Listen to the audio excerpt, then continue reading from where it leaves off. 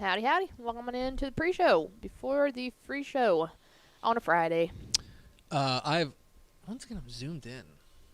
I don't know why that happens because I don't adjust your zoom. Is it the camera setting? I don't know. Yeah, maybe when I Like turn when you it turn off it and off, turn it, it like, on, resets? it goes back to normal. There we go. Yeah, I need a little more space. No one needs that much dome in their life. Doesn't need that much. Look at that. Two small child notes. One, you mentioned my dome. About small children or yeah, about small children. or small notes about children. Small notes about children. Okay. And they're about small children. Okay. Oh, Hank's not that small. Check. We're checking all the boxes. One of the things that I know, like if you've seen my kids. Yes, that is true. And you've met my wife. I have. My wife. There are things about my kids that you can see that's like, oh, that's like from Jen, which is good, my wife. That's good. Like Hank's got her nose, like her cute and little Max button does, nose. Max does too. Yeah. Like, which is good because she's pretty, right? Yes. But as we've discussed, and it's just worth repeating, they definitely got my head. Like, they got big dumb head. Yeah. Big dumb head. Because Jen does not have big dumb head. She is tiny in she literally has, every facet. She has normal proportional head. Yeah, to her tiny body, right. which makes it She tiny. has normal proportional head. I've got giant dome. Yeah, you're preaching to the choir here. Yeah, I know. If anyone gets big dome syndrome, I get Why it. do you think I hired you? Yeah, that's true.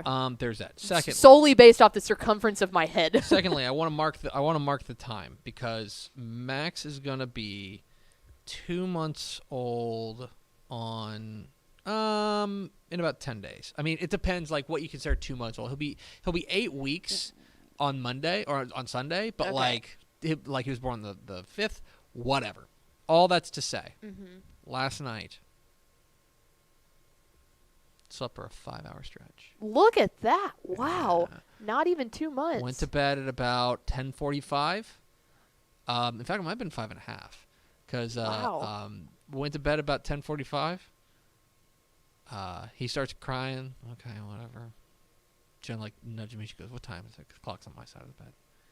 And I looked at it. I was like, "It's 4:10." Oh my God, it's We are 4:10. Fired up. Fired up. Anyway, big doings. Big doings in baby world. Yeah, I got nothing else. So that's the big news in my life that's really been dominating my life is the fact that my kid slept. My kid slept 5 hours. It is a real win. No, absolutely. Like I can't say that from personal experience too much, but it's like, yeah, that seems like a win. Do you now when that happened, did you feel like that was the best 5 hours of sleep of your life? Like, No. did you feel extra rested, or did you still feel as tired? No, it's a post. It's what's the word? It's a post hoc thing in the sense that afterwards, you just wake up and you're like, okay, whatever, you're going through the motions and stuff, changing the diaper, blah blah blah, get ready. But then this morning I was like, okay, I should be rested. I'm not. To be clear, still because I think I'm still working on a sleep deficit. But it was one of those things that after the fact you're like, yeah, it's a big win. Good job. Well, and okay, here's the other thing that I think is funny because when I wake up, and this is take kid thing out of it, go back to pre-kid. That's how we designate your time on this earth now, PC, pre-kid, or I guess post-kid. Anyway, regardless, the point is, when I wake up in the middle of the night, I try, and I know that it's still dark outside, I try really hard not to look at the clock. Were you like that, or do you always look at the clock when you wake up? Because my thought process my thought process behind it was the fact that I didn't want to know if I had 4 more hours to sleep or 1 more hour to sleep. And so it was kind of like if I just didn't look, I could just go back to sleep and enjoy the actual sleep that I had. Yeah, it's a tough scene. No, I think first of all, I cannot. I've just been sleeping in the same way for the past 3 years that my kid's been around. Yeah, and then you decided to add more to that. Right. So exactly. that's your own fault. I'm a chronic clock watcher. Okay. I'm always looking at the clock. That's fair. Yeah, no, I avoid if I can tell the sun's starting to come up, then I'll look at the clock because I know that I'm gonna. Hey. Get up by the sun. I get up by the sun too, but it's a different kind of spelling. S-O-N instead of, okay, yeah, no, you're giving See? yourself too much credit here. That's what we call a homonym. Mm-hmm. All right. We got a big show. Hit the theme expo. Pickle! Hit the air sign.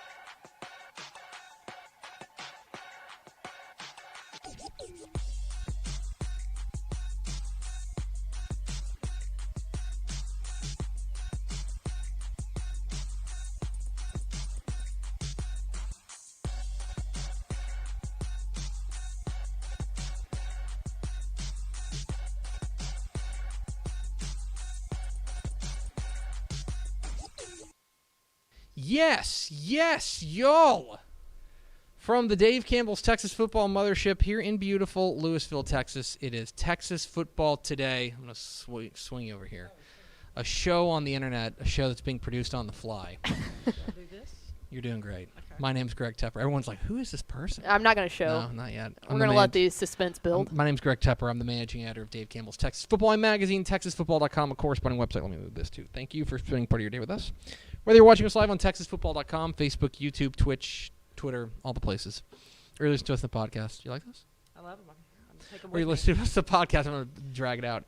Which you can subscribe to on the podcast vendor of your choice. Either way, thank you for doing your part to support your local mediocre internet show with a mystery guest. I'm sitting over there at the helm today, making us sound good. She's the Duchess of the Dorks. She's Ashley Pickle. Howdy, friends. Hi. Should we reveal? Let me do the intro first. Today is Friday, January 28th, 2022. 300 days to Thanksgiving. Hey, how about that? Mark the calendars. Happy birthday to... Whose birthday is today? Do you know anybody? I gave you 2 yesterday, so this is all on you today. I don't know. January 28th. I did my job plus some. Today is the birthday of Stephen Gostkowski, the kicker. Ah, okay. Happy birthday There to we go. him.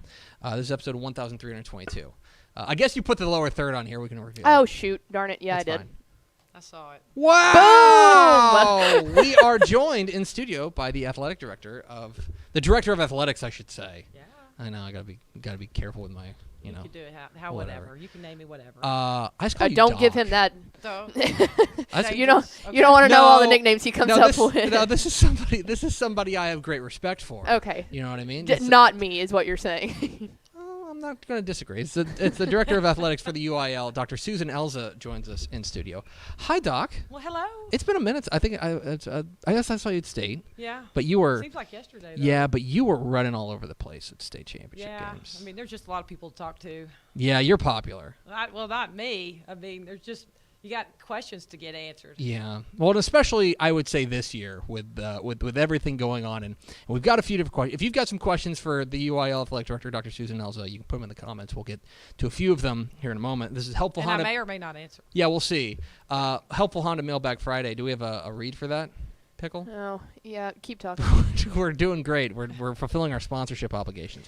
My first question, do you want to do the Helpful Honda read? The North Texas Honda dealers want to help you score some great deals on award-winning Hondas. Stop by your helpful Honda dealer today or visit ntxhondadealers.com to learn more. Dr. Elsa's showing up. She's like, you guys they pay you for this? I It's like, mean, I just allegedly. want to do this every day. Hey. listen, we I like we it. usually, that seat is usually open, so Yeah. you can just hang out whenever. Yeah. My first question is the most important one, which is, can I have the alignments? Let me think. Just if you want, I I'll mean, tell you what. Ashley, If you want to Pickle, give it should to I? me, You can give them to me and not him if that Okay, makes you feel yeah. better. Okay, don't do that. You know, probably what I need to say is how much I value my paycheck.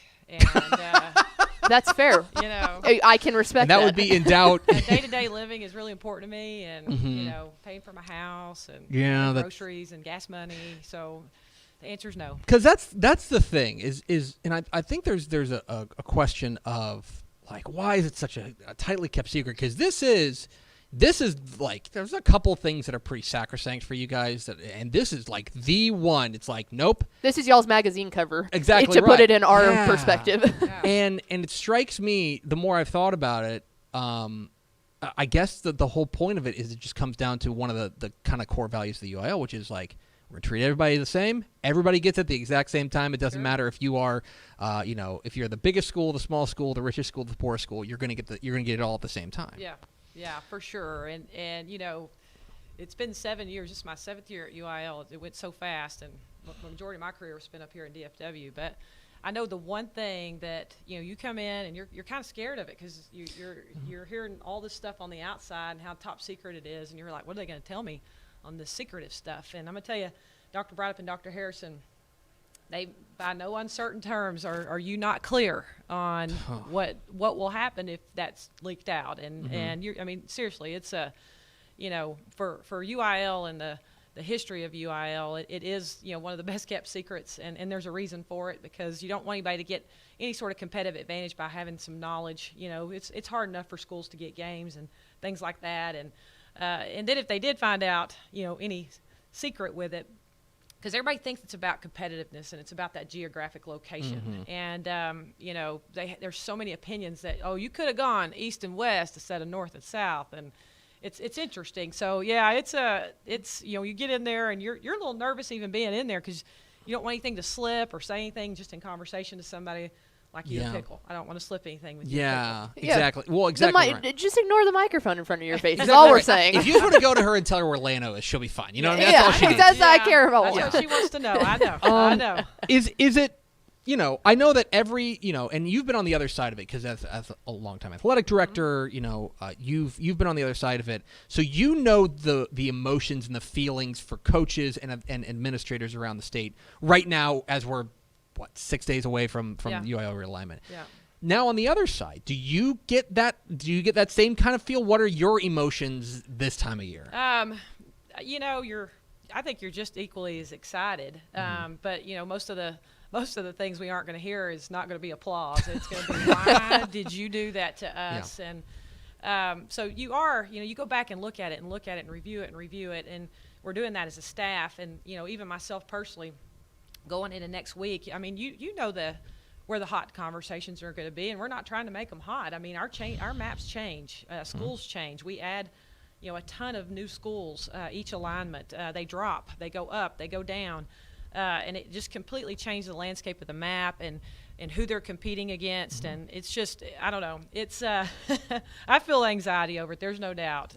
It's because it's going to be a tough conversation with your colleagues when they say to you, what were you thinking, Well, because you do talk them through it. And we have an appeal process, as y'all know. Yeah, but the other thing is, it strikes me that, like, the reason that they are – the reason that they're this excited is because it matters to them. Yeah. It's something that's super personal. And for those who don't know, I guess it's probably worth laying out. You guys just do it blind. You literally, I'm fairly certain, I've never been in the room. There's literally pins on the map. You don't know who those pins are, and you're like, all right, let's make this work. It's done basically blind, correct? Yeah, it's blind. I mean, we have a mapping software that we use, and that mapping company takes all of our schools, drops them in pins. Once we give them the data on, once we make those cuts and we know what conference they're going to be in, or D1, D2, they drop those pins, and they're literally just dots on a map.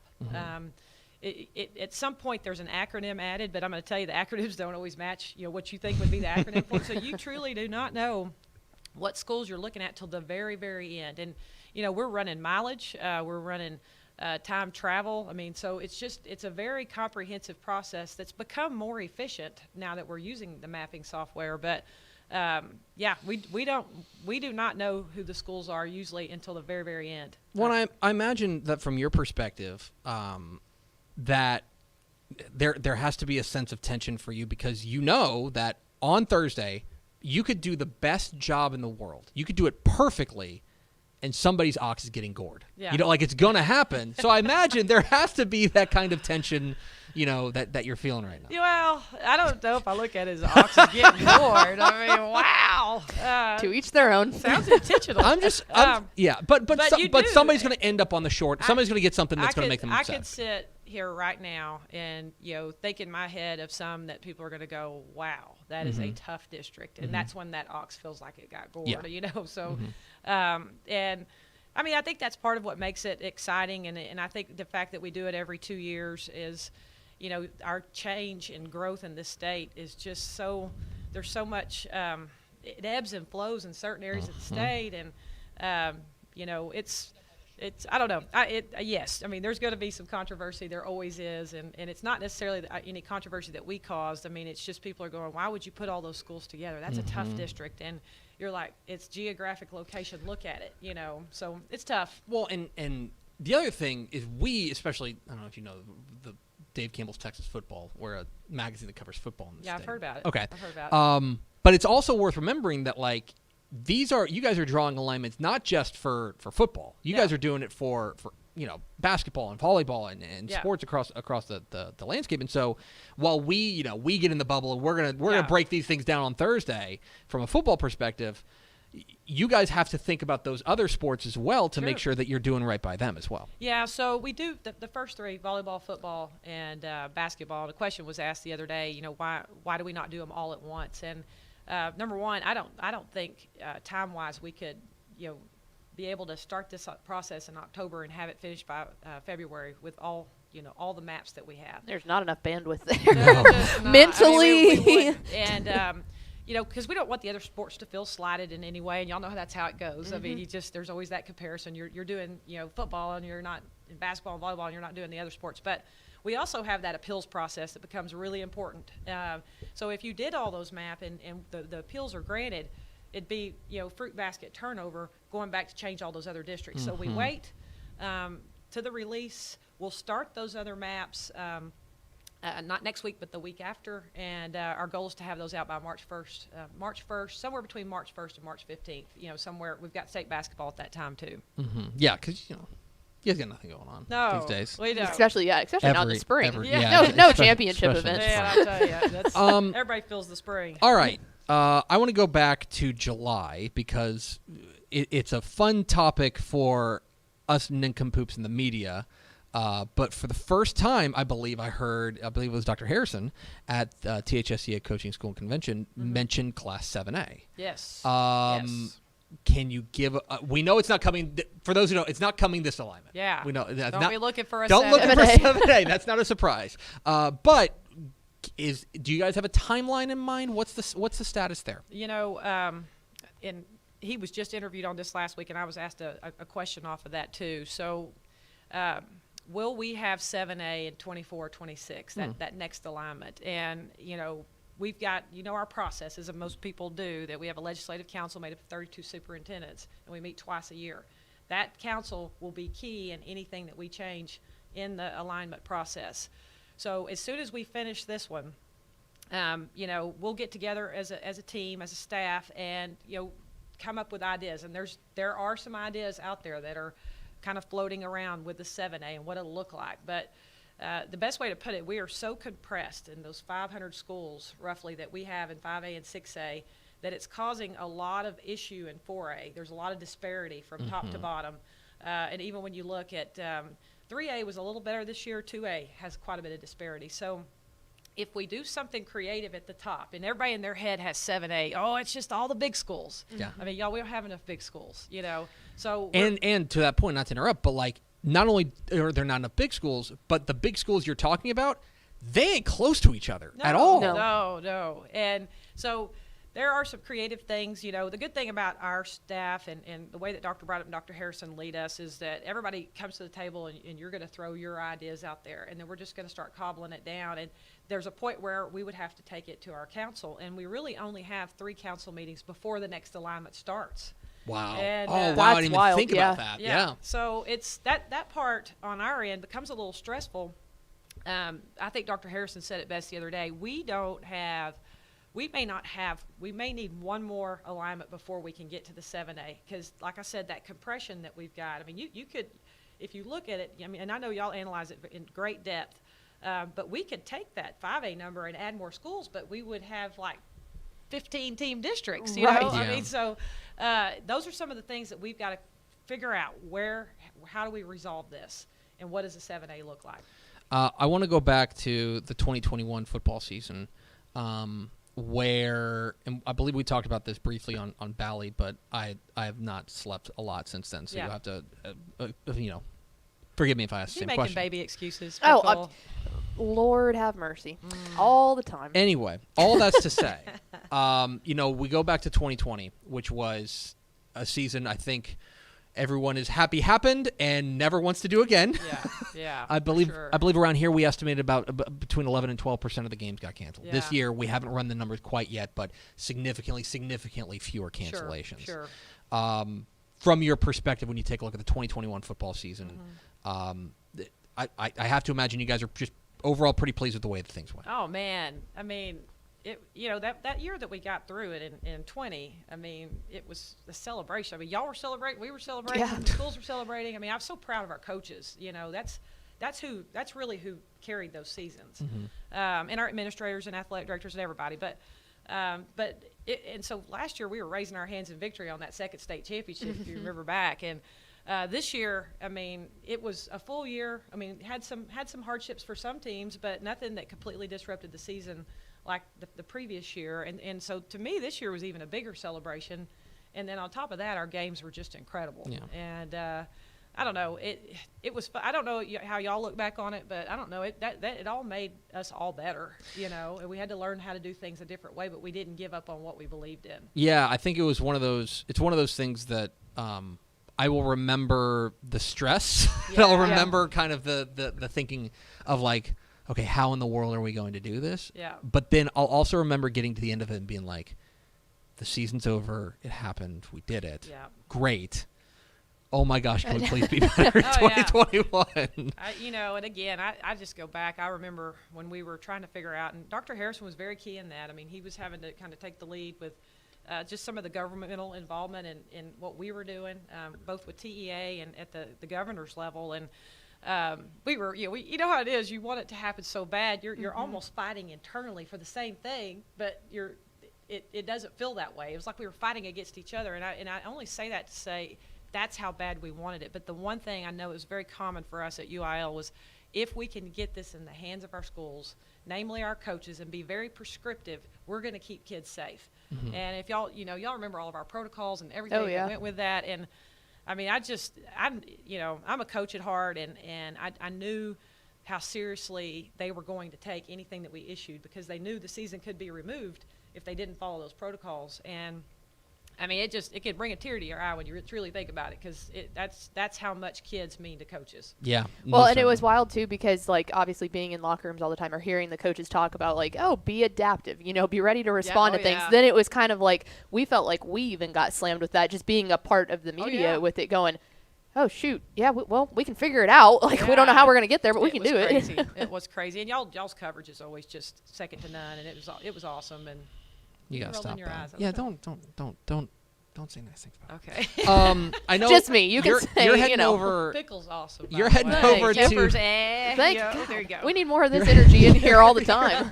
I'm outnumbered. Yeah. You're heading over to DFW clinic after this, right? Yeah, I'm gonna swing by there and hang out with some of the coaches, and I'd come up here for a personal deal last night, and when I was here, I never missed that DFW clinic. When I was in schools, I've had a long connection with Joe Martin, and I always went over there because I was hiring coaches. If you're going to meet coaches, that's the best place to go. And when I got to UIL, I can't come every year. It's not always possible for me to come just because of the schedule that we keep. And I missed it last year. I was like, I'm going to at least come by this year, and I'm looking forward to it. There's some really good speakers and just fun fellowship with some of the best football coaches in the nation. We're going to be over there. How many times do you think you're going to be asked about alignment? Is it every conversation be like, hey, you can that like the icebreaker, like they come up? Hey, you can just DM it to me. I won't tell anybody. I happened to see a few coaches last night, and they were like, so. I mean, you're like, I know what. The other thing is, it's a massive data dump. There's no way that even if you're close personal friends with that coach, you're not like, I remember what district you're in and how many which teams are in. What's funny is you're realistic about that. I don't think they are. Because sometimes I'm telling you, going into this final part, you do study it a lot because you want to have it where. I know where these schools are, and there's no way. I mean, it is tough. Over 1,200 schools in football. I mean, it's tough. Okay. But they're gonna. I am gonna get ambushed over there. I know it's gonna happen. You're welcome. We'll watch it happen live. We'll be there. I'm going to City of the Palm in Harlingen tomorrow, to their clinic tomorrow. Same thing will happen. Dr. Brock's going to be there. But and here at DFW. there are fewer questions in my read on the situation, fewer questions as to where teams are going and how things will be than in the Rio Grande Valley. So you might even get it more the City of Palms. Oh, for sure. Might be interesting. One last question. Do you just want to send me the alignments right now? Man, if you want, I don't know. I will. Let me think about that. Hell no. I don't, Good. I mean, I had to say that. If I you know have, that's a real bad word, but and it so, needs to be said. and I want to make sure I get this right. If people have complaints about the alignments, it's ashley.pickle@texasfootball.com. Okay, right? now there you Okay, go. that's right. No, It's ashley.pickle. I don't know. You can give out. I can peppers. turn off his mic, so if we just want to talk Yeah, here, for that's sure. perfectly I'm fine. Cool. I'm cool with that. She's Dr. Susan Elza. She's the athletic director of the UIL. Good luck the next week. Thank you. I'm We'll sure take it'll be a luck. little bit stressful, Yeah, it will be. but I'm sure it'll go great, and we appreciate you stopping by. Yeah, thank you. Thank you for having me. It's awesome here. That's the first time I've been here. Yeah, I guess that's right. That You haven't is been to wild, New yeah. Digs. Yeah. So now you know where we are, and if you ever want to host a show, I'm happy to take a day off. Yeah. Please. Awesome. Begging Thank you, y'all. please. Yeah. We are Texas Football Today. We're here every weekday at noon on TexasFootball.com. Talking football in the Lone Star State. You can follow us on Twitter at DCTF. Like us on Facebook, Facebook.com/Dave Campbell's. Follow us on Instagram, Instagram.com/Dave Campbell's. And, of course, see us at TexasFootball.com, TexasFootball.com/subscribe to become a Dave Campbell's Texas Football Insider. Pickle, I had the great opportunity to chat with somebody that I've become very, very fond of, and that is a gentleman by the name of J.T. O'Sullivan. J.T. O'Sullivan is a former NFL quarterback who has now become one of the best talent evaluators and film breakdown guys on the internet. You can find him at theqbschool.com. It's great stuff there. I learn something every time I watch his videos. Here's my conversation with former NFL quarterback and talent evaluator J.T. O'Sullivan here on Texas Football Today. We're so pleased to be joined by J.T. O'Sullivan. J.T. O'Sullivan is a former NFL quarterback, and of course, you may know him as a former NFL Europe MVP. And now he runs the QB School, one of the best, I think, resources online for learning more about quarterbacks and breaking down film. You can find his fine work on YouTube and at theqbschool.com. J.T., appreciate your time. Yeah, my pleasure, Greg. Excited to be here. Talk some ball. Do people rather introduce you as an NFL Europe MVP very often? You'd be surprised. There's some diehards, some purists out there, but no, not. I wouldn't say often. You are a guy who you had a lengthy career in the NFL. You've now kind of transitioned into over to the dark side of the media with us. Can you tell us a little bit about how you were able to kind of move from your playing days into what you're doing now, kind of breaking down film and breaking down quarterbacks?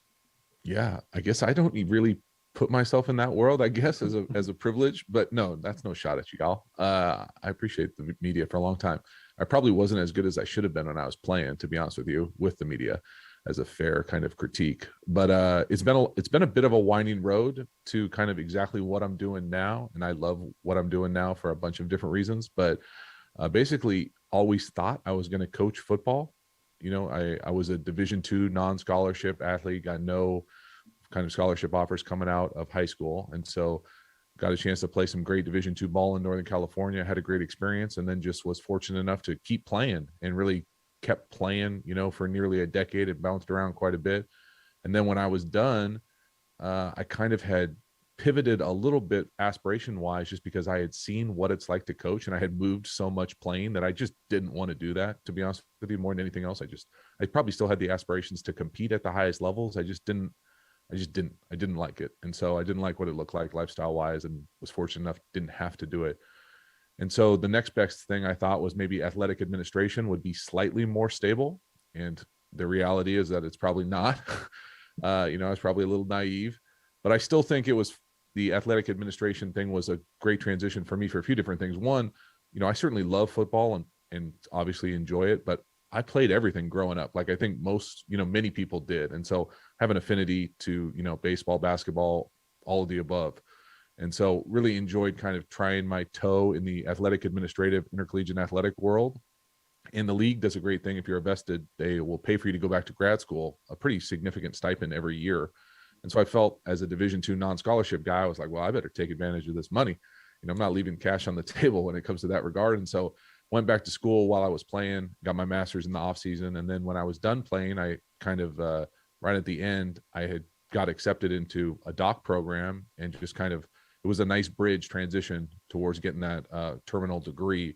and kind of trying to think that that would be my kind of trampoline into the intercollegiate athletic world. When you look across like the high level athletic directors, many of them have doctors nowadays in higher education. So I thought that would be a nice transition. So I enjoyed the school part of it in between there. And that kind of bled into what I'm doing now, because I did kind of fall in love with the education and the classroom and kind of the sharing information and what it looks like to break things down, pull them apart, and try to spit them out in a digestible way. And so I enjoyed that part of grad school. And then, realizing that the athletic administration thing wasn't going to work, I was like, well, I've been out of ball for about 5 years. I want to try my toe into, see if I still like it at all.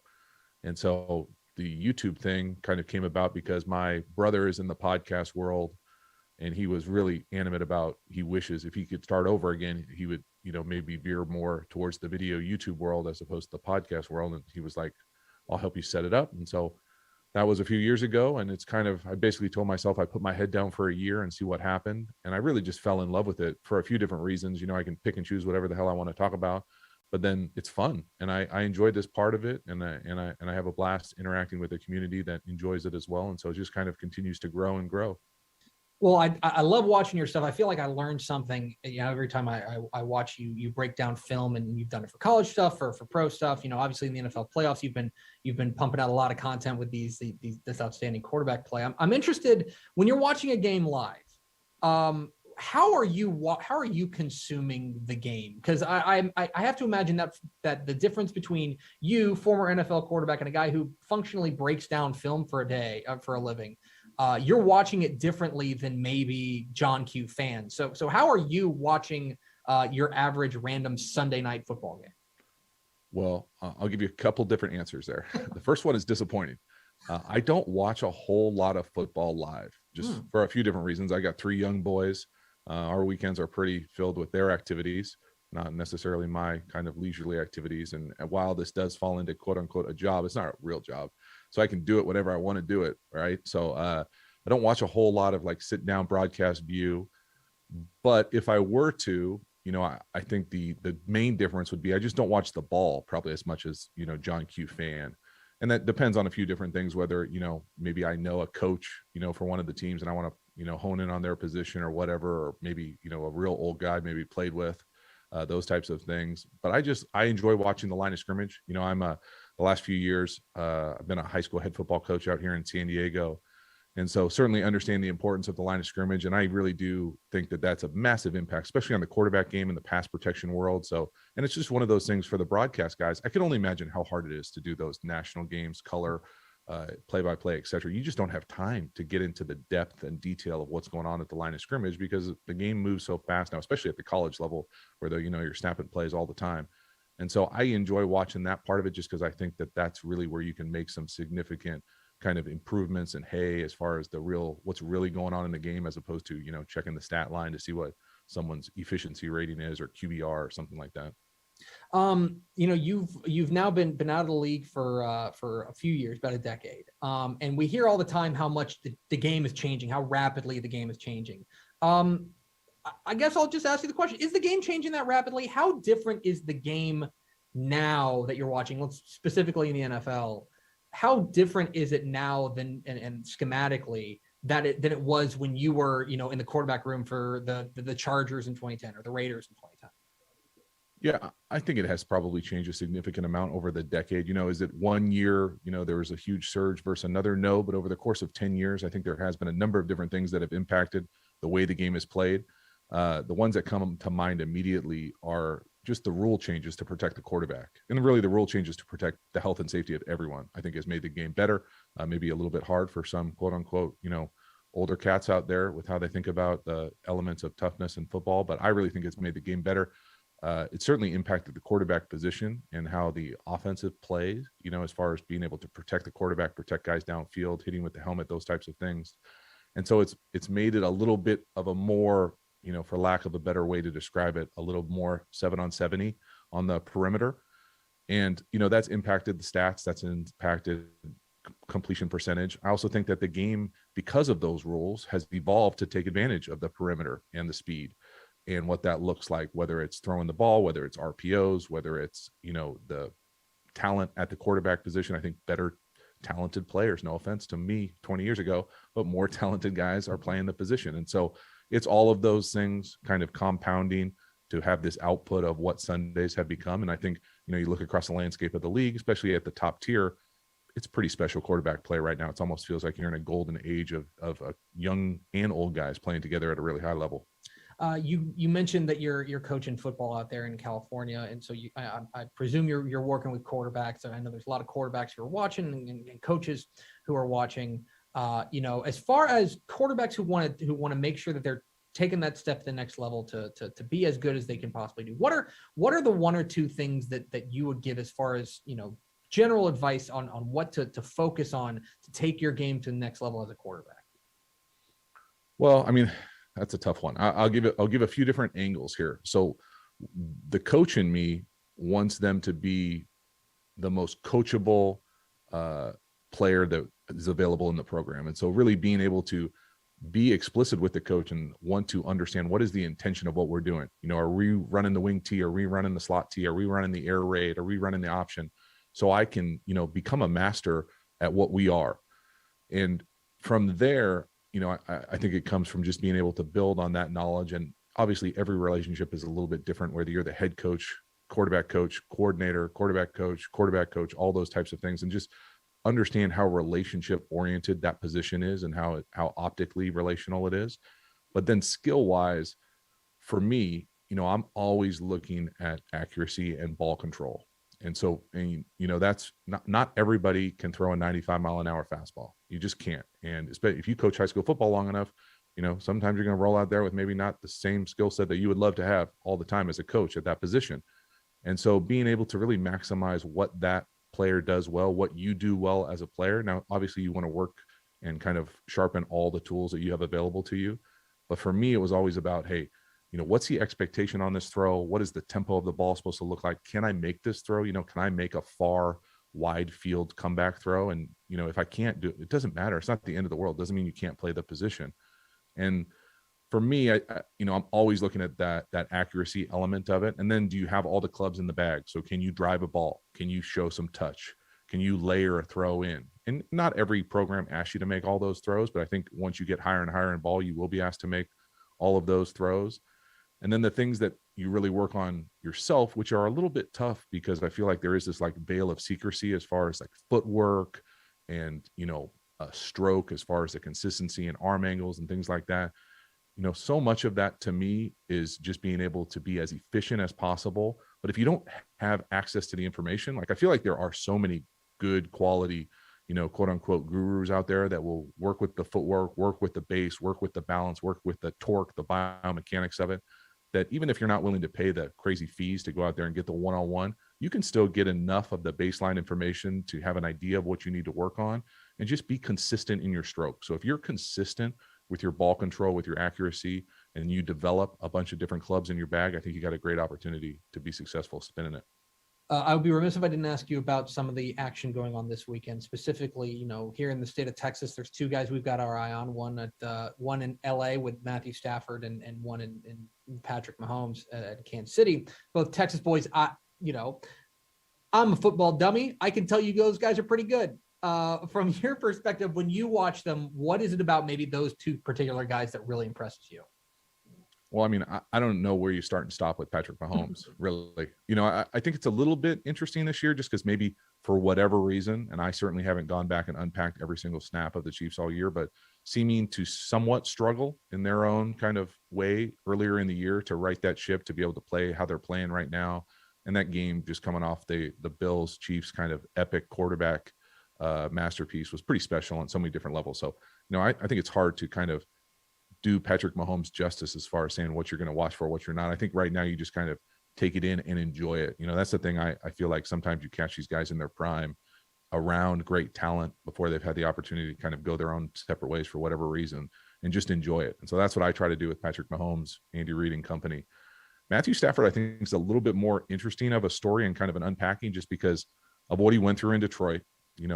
Obviously not being able to do what he's wanted to do, winning in the postseason up until this year. And then this year, just kind of what the Rams are as a team, as an organization. I think, if you're around football long enough, You'll be around teams that add really good players, and it doesn't always equal like a great formula for success. And so how they've kind of conducted that cocktail. And then Matthew Stafford, a month ago struggling, for a while, throwing some pick sixes and playing, out of character, to then be able to kind of find his path, find his kind of resolution here these last few weeks and play really well at a really high level. And then the end of the game to knock a guy like Tom Brady maybe out forever, and at that type of performance is just really special on the road. I think a lot of people are cheering for him. And if he wins this weekend, I think, and his story becomes a little bit more national, you'll catch that momentum even a little bit more. Now, they certainly have a massive test this week versus the 49ers and what they're doing defensively, but it should be, it's going to be fun to watch both those guys. And finally, you mentioned you've got 3 boys. Is it fair to say that we're going to see some O'Sullivans under center? Or are we thinking, I was an offensive lineman, a bad one. So I don't know if you want to get over to the trench side. We're trying to promote like guitar and the frontman type model, but no, I would be shocked, if they don't. They've got some pretty natural arm talent that has probably nothing to do much with what I'm telling them to do, more just the amount of wiffle ball that we play out here in our rough winters in San Diego. And so it's that season. Coming to you from Dallas, I can tell you I feel your pain. He's JT O'Sullivan. Make sure you check out his YouTube channel. Check out his fine work at theqbschool.com. JT, appreciate your time, my man, and thanks so much for stopping by with us. My pleasure, Greg. Have a good one. There he is, JT O'Sullivan, former NFL quarterback, former NFL Europe MVP. How about that? And now he runs, I think, one of my favorite, one of my favorite breakdown kind of channels and stuff. There's and I meant what I said. I learned something every time I watch his stuff. Like he's really breaking down scheme. He's really breaking down like quarterback mechanics and quarterback footwork and things like that. And he's really helps get you inside. If you want to understand football from a next level, got a ton of stuff up there on YouTube. I would recommend. There's a video. It's called like the play that won the Super Bowl, and he breaks down 2-3 jet chip wasp, which was that play to Tyreek Hill on 3rd and 15 for the Chiefs against the 49ers. He breaks it down in like a really good way of like, here's why it works and here's why it really works against the particular. I think they're running cover 3. He's like, it's like a cover 3 buster because of the way it works. It's really informative. So if you ever kind of want to take your football schematic knowledge and like your quarterback mechanic stuff to the next level, then like he can really help you. He's also good with like pass protections and stuff. I don't know. He's got a really great grasp on the game. So it's theqbschool.com, but you can view his stuff on YouTube, the QB School. It's always interesting. I always enjoy listening to quarterbacks talk about defenses. Like that's when I like it the most. Like I can hear him talk about offense a lot, but when they start actually going into the minds of the defenses and like how they can do what they do around those specific defenses, that's what I enjoy. So we appreciate JT O'Sullivan taking a little bit of time earlier this week. Let's go over to Ashley Pickle for America's second favorite segment. Final thoughts? We should probably run through next week.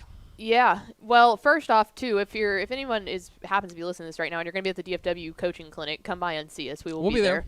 And then, next week is big. I'll throw up the graphic. You can start on Wednesday. So we'll start Wednesday. Wednesday's our National Signing Day special. We will be live at 10 a.m. here. Don't come at noon. We won't be here. No. But we will be here at 10 a.m. Wednesday, February 2nd. 3 live in-studio commitments. Lancaster running back Isaiah Broadway, Highland Park defensive end Jack Curtis, and South Lake Carroll tight end R.J. Maryland will all be committing live here in studio. Excited to have him. Excited to have those boys come in. And by the way, that is if you are a recruit that down the road, we're kind of booked up for signing day, but like down the road, if you want to come in and use our studio to commit, holler at us. That's something we really want to start doing. We want to offer this platform for we have players a great and space kids and stuff. They should be able to use it. We want this to be an open space for players who want to announce where they're going to the next level. So that's Wednesday, 10 a.m. our National Signing Day special. Next Thursday, I believe we're going to go on the air like 8:55 for UIL realignment. The alignments get released at 9. We will have instant breakdowns, instant reactions. Ishmael Johnson, I believe, will be with us. I believe we'll definitely have Matt Stepp on the phone. And he is juiced up to talk about. And then we're going to have coaches coming by and talking with us all things realignment that coming down next Thursday, and then we got some other things kind of irons on the fire. Next Friday we'll have kind of a realignment mailbag. We've got a lot of stuff. This is a big week next week, so make sure you lock in Texas Football Today. That's final thoughts. Do you have any final thoughts? It's really bogarted your segment. No, I mean that's it. We've got the coaching clinic today, and then we're gearing up for next week. So be ready for just an unbelievable amount of football content in the football off season. Is what people like to say. It is weird because like next week's nuts. And like starting today, the next 7 days for us are nuts. Then it does kind of slow down. A little bit. You know what I mean? We'll have a but lot of time then at to break that down point, we alignments. blink and it's March and it's magazine season. So off season. You ain't kidding. We really do. Remind me that we got to call Lincoln Riley about doing the cover shoot. Oh yeah. So. Yeah, I thought it was gonna be me. You keep telling me it's gonna be me and the Cannons, and every year I get just thrown to the wolves because I do not Texas A&M's defense is supposed to be good. I don't want. You know that I do not want to promote steroid use. That's why I don't want to put you on the cover. Hey, they don't come naturally like this. It's gonna People do it. aren't built like this. Do it for us. Built differently. Built It's going to do different. it for us. Thanks for spending a little bit of your day with us. Built by chocolate milk, I'll say.